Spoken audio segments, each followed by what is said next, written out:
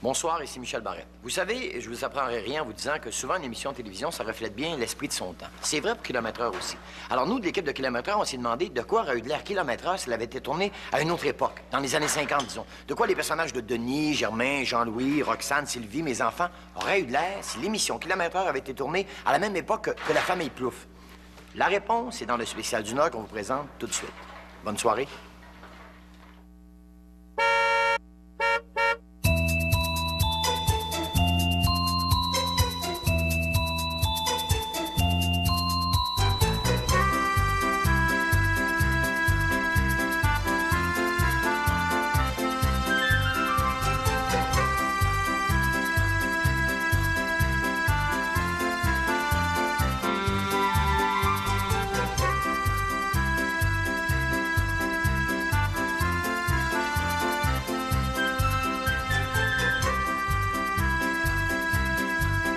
Michel Barrette. Valérisbourg, Francis de Passier. Ainsi que Gilda Roy dans 1000 à l'heure.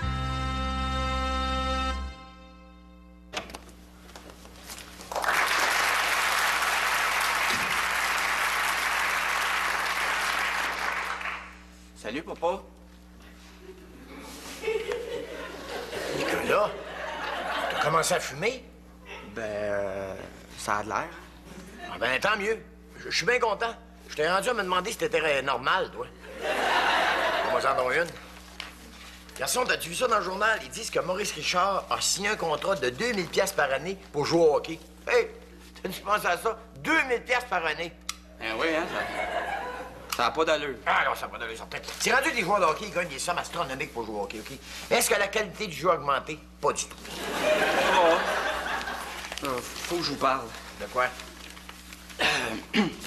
C'est à propos de la réponse que j'ai reçue du grand séminaire. C'est assez. Content que t'aies accepté, là. On va enfin avoir un petit prêtre dans la famille. Justement, papa, je pense que finalement, je pense que j'ai pas la vocation. Pardon? Je pense que vous avez compris. Tu me fais du mal, c'est ça, hein? Pour la réputation de la famille. Tu t'en sacs, hein? C'est ça, hein? Ben voyons, papa. Petit ingrat. Quand je pense à tous les sacrifices que moi, un pauvre veuf, me suis imposé pour te payer ça, des sacrifices personnels, comme retirer ta soeur de l'école. Quelle grandeur d'âme. Oui, puis si j'ai eu la bonté de la garder ici dedans, même si ça paye pas sa pension, elle peut au moins faire un petit quelque chose dans la maison, hein?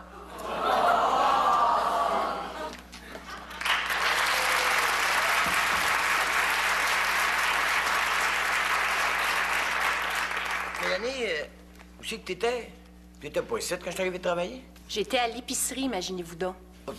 Je veux bien croire que t'étais à l'épicerie, mais je viens de te dire que t'étais pas ici quand je suis arrivé de travailler. Ça doit te dire quelque chose, non?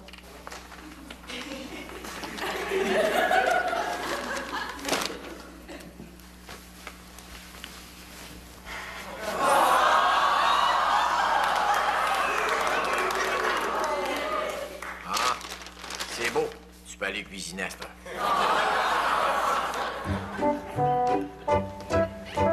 Puis sais-tu ce qu'il a rajouté? Il dit, dans le fond, ce qui te dérange, c'est pas de perdre un curé, c'est de perdre une servante. Franchement! Perdre une servante? J'ai-tu déjà eu besoin d'une servante, moi? Non, t'as eu une mère, une femme, puis là, t'as une fille. J'en reviens pas.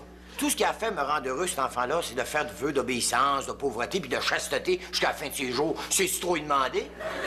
Sans compter toutes les possibilités qui se coupent pour un petit gars qui est pas habile de ses mains. S'il veut pas être curé, il va être obligé d'être docteur ou notaire. Il veut pas ni docteur ni notaire. Il veut faire de la sociologie. Il prévoit être malade. Non, c'est pas une maladie, c'est une nouvelle manière de pelleter les nuages. Oh, il en invente-tu des affaires? On était si bien quand il se passe rien. Oui, oui. Il y en a qui appellent ça le progrès. Oh, moi, ça me fait peur, Denis. J'ai l'impression que notre société est malade puis qu'elle guérira jamais. As-tu entendu parler du nouveau chanteur américain? Elvis Presley? Elle quoi? Elvis Presley. En tout cas, avec un nom dur à retenir de même, ça fera pas une grosse carrière. En attendant, il peut faire bien du mal, par exemple. Il paraît que la façon qu'il se bouge le bassin, là, Il est capable de mettre enceinte une spectatrice de la 10e rangée sans lâcher son pied de micro! C'est épouvantable. Oui, mais Dieu merci, Denis. L'archevêché, il a interdit de venir chanter à Montréal comme il était supposé. Il est obligé d'aller se produire dans une autre ville. Ah ouais? Ouais. Un endroit de perdition reconnu pour ses mœurs décadentes. Où ça? Ottawa.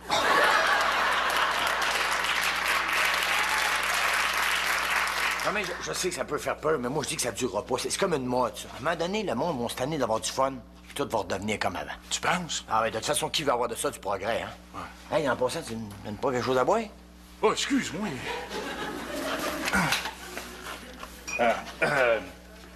Une petite chaude, mon Denis? T'as pas de petite tablette?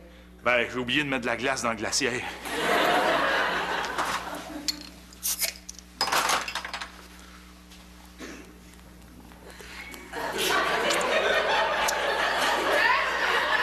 Ça désaltère, hein? Ouais. Bon, ben, faut que j'aille, mon matin au bureau. On se voit plus tard, OK? Salut, Denis. Ah! C'est bien tout vrai, ça. Qui c'est qui a besoin de ça, le progrès? Y a quelqu'un? Oui, entrez donc. Bonjour, je me présente, Richard Trudeau, représentant des excellents produits Frigidaire. Seriez-vous intéressé à voir un de nos échantillons?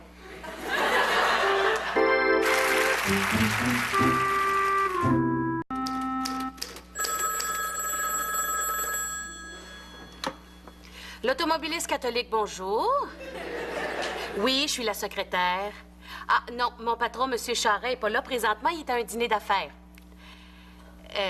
Oui, je le sais qu'il est 3h10, là, mais je viens de vous le dire, il est à un dîner d'affaires. Alors, je vous conseille de réessayer après 4 heures. Oui, c'est ça. Au revoir.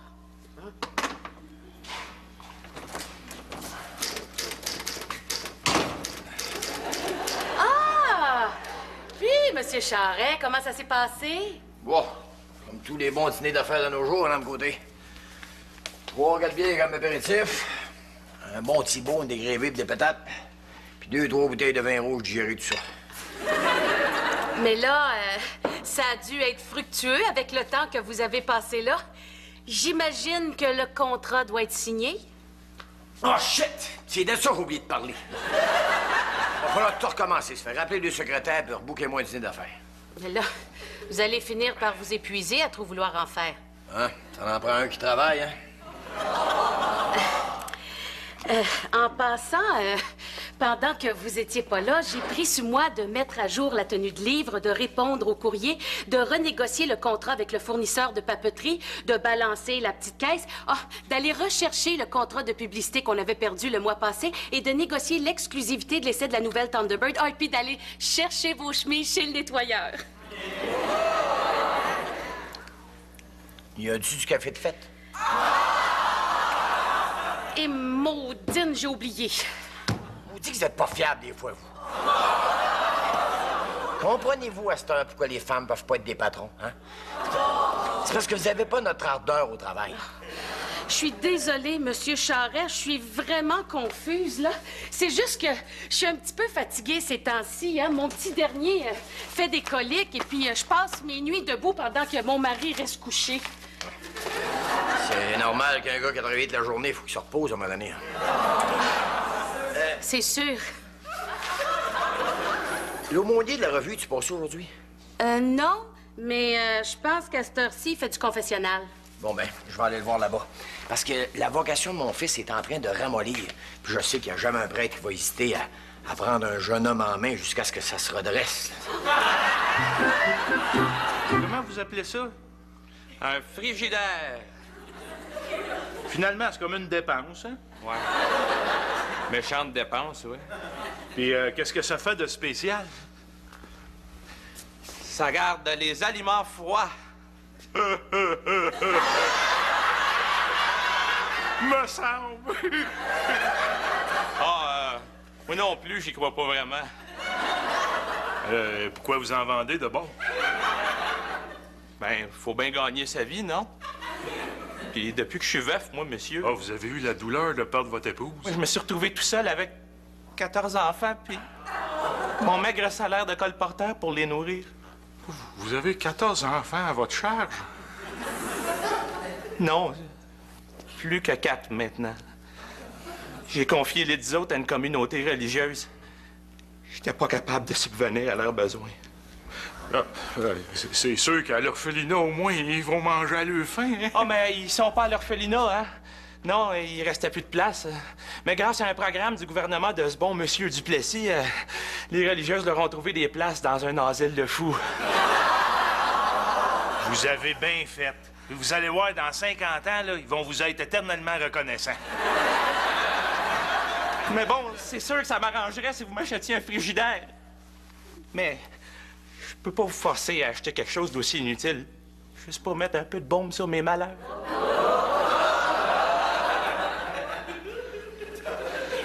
Écoutez-moi bien, là. Moi, je suis pas le genre de personne qui se laisse influencer par les propos d'un colporteur, là. J'en doute pas, monsieur. J'en doute pas. Monsieur L'aumônier, j'ai profité du fait que vous faisiez du bureau, venez vous rencontrer. Ah bon?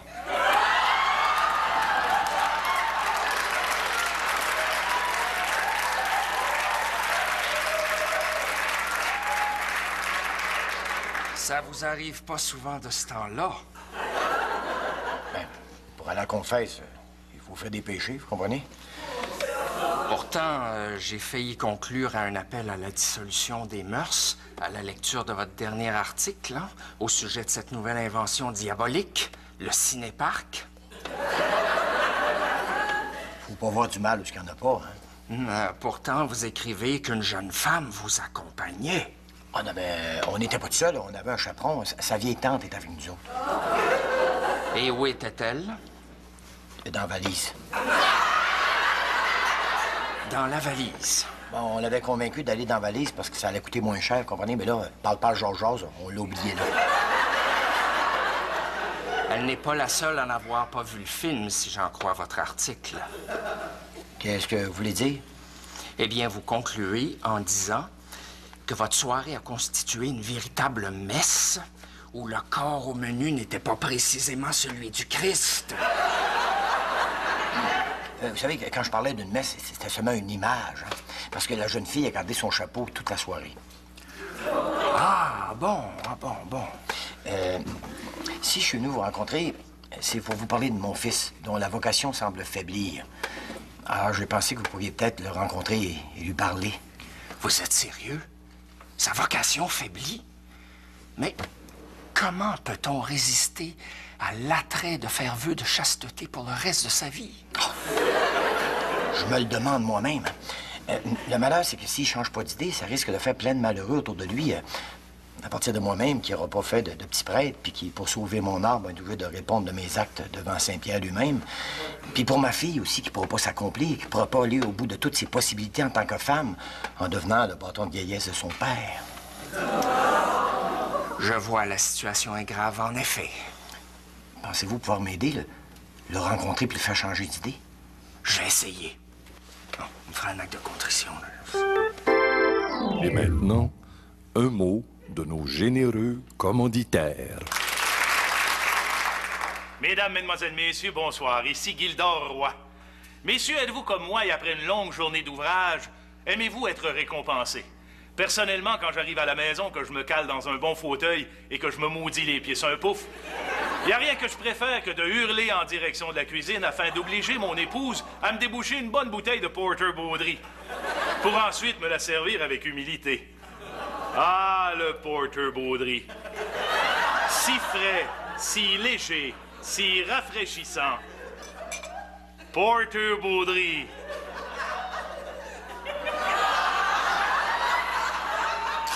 Merci, la vie.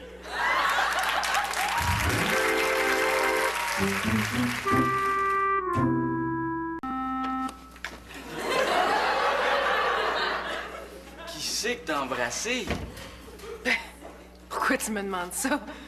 Si j'avais embrassé quelqu'un, ça me paraîtrait quand même pas d'en face. Ah ben, c'est encore drôle, ça, hein? Mais d'où tu te viens, d'abord? Ben, ça te regarde pas. Ben là, si t'as rien à cacher, je peux bien te le demander. Ah, je reviens de la messe. De la messe! Mon Dieu, il a dû y avoir de l'action à cette messe-là, hein? Qu'est-ce que tu veux dire? Ben, en principe, là, le rouge à lèvres, ça va juste sur les lèvres. Ah, mais... Oh, tu sais, c'est pas facile à pogner une hostie quand t'as pas le droit de te servir de tes mains, hein?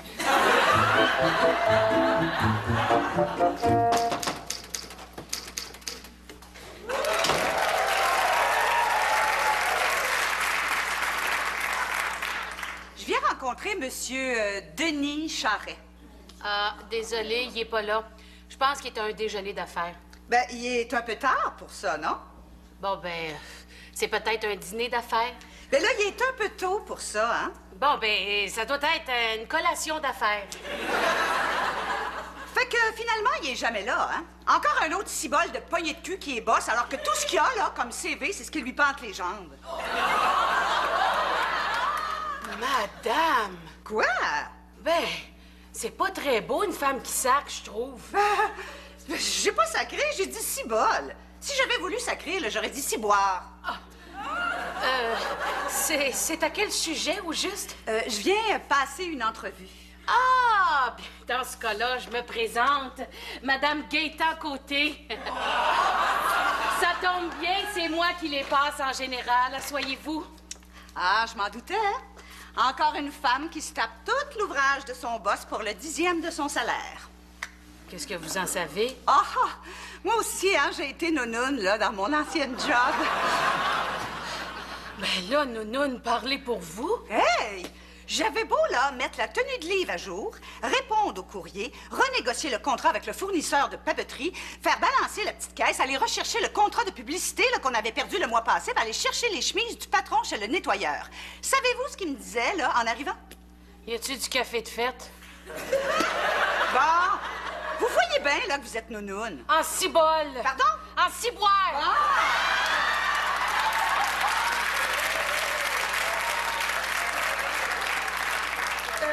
Pour commencer, quel est votre prénom? Roxane. Votre nom de famille? Tremblay. Et votre nom de fille? Tremblay. Oh, vous êtes vieille fille, pauvre vous. Ben non, divorcée. Divorcée? Ben oui, pourquoi? Ben, vous devez souffrir horriblement depuis avoir le droit d'aller à la messe le dimanche matin. Ben, peut-être, hein, mais j'en ai pas vraiment conscience parce que maintenant, là, je dors le dimanche matin. Ah, ouais. Bon, eh bien, Madame Tremblay. Appelez-moi Roxane. Roxane, dans ce cas-là, il y a quelque chose qui me dit que Monsieur Charret verrait ça d'un bon œil de vous avoir sur le payroll de l'automobiliste catholique. Vous pensez vraiment, là, qu'il penserait ça? Non. Mais comme il me demanderait ce que j'en pense, c'est tout comme. Madame Côté. Appelez-moi Sylvie. Alors, Sylvie, c'est à quelle heure votre pause? On devrait prendre un café ensemble. Je suis sûre là, qu'on a plein de choses à partager. C'est ça. Un frigidaire, mon Denis. Puis ça à côté. Un frigidaire, mon Denis. Je sais bien, mais pourquoi deux? Ben, j'avais droit à 10 de rabais à l'achat du deuxième. Je pouvais pas passer à côté de ça, moi. Germain, tu t'es encore fait avoir. Oh, tout, mon bon ami. Tu sauras que le progrès a ses bons côtés. Qu'est-ce que tu veux dire? Eh bien, grâce à la compagnie Frigidaire, une nouvelle ère s'ouvre pour notre amitié, mais également pour nos papilles. Car en effet, adieu, petite chaude, voici que ça mène la petite frette. La petite frette. Ah, ouais, elle est bien chaude pour une petite frette, non? Mais oui, c'est ça que je voulais te dire quand je t'ai dit que tu t'es fait avoir. T'as acheté 2 frigidaires, t'as pas l'électricité.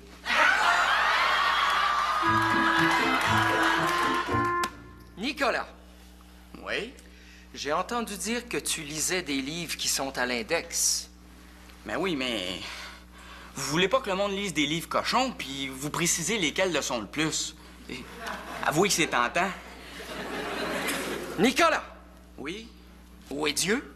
Dieu est partout. Bon, enfin. Ça veut dire que vous êtes assis dessus? Écoute-toi, mon espèce de petit schnappant. Tu es sur une pente extrêmement glissante, fait qu'aggrave pas ton cas. Regardez, c'est pas la peine d'insister, hein? Je l'ai pas, la vocation. Je l'ai jamais eu, puis je l'aurai jamais. Mais je te comprends pas. Tu te sens pas inspiré par la vie des saints? Ben, comme le père Brébeuf, mettons. Oui, tiens, comme le père Brébeuf qui est parti évangéliser des petits Indiens. Ouais, puis qui a réorienté sa carrière en devenant menu du jour. Nicolas Charret, ça va faire! Regarde, tiens, pourquoi tu prends pas exemple sur ta sœur, qui est une vraie petite sainte, puis qui a pas d'autre intérêt dans la vie que de faire plaisir à son papa puis au bon Dieu, puis d'appliquer les vertus du catéchisme, hein? Ben...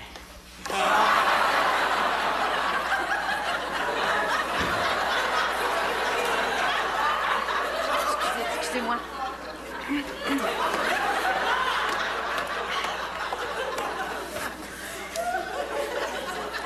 C'est vrai que c'est dur à attraper une hostie, hein, quand tu peux pas te servir de tes mains.